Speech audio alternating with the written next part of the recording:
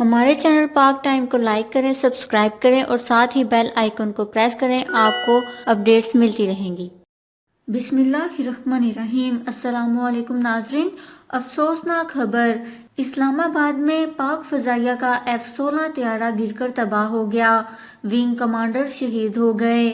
جی ہاں ناظرین، اسلام آباد میں شکرپڑیاں کے قریب پاک فضائیہ کا F-16 طیارہ گر کر تباہ ہو گیا، ونگ کمانڈر نعمان اکرم شہید ہو گئے۔ پاک فضائیہ کا F-16 طیارہ 23 مارچ کی پریڈ کی ریہرسل کے دوران گر کر تباہ ہوا ہے۔ طیارہ آبادی سے دور جنگل میں گرا ہے، جس کے سبب آگ نے شدت اختیار کر لی ہے۔ اس افسوسناک واقعے میں پاک فضائیہ کے ونگ کمانڈر نعمان اکرم بھی شہید ہو گئے۔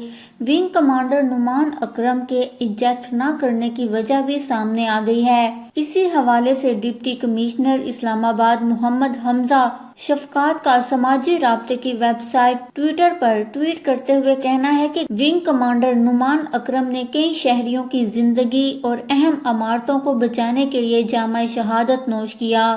انہوں نے اپنی جان دے کر آب پارہ مارکیٹ، پاک چائنا فرینڈشپ سینٹر اور سرینا ہوٹل کو بچایا۔ ونگ کمانڈر طیارے کو شکرپڑیاں کی طرف جنگل میں لے گئے۔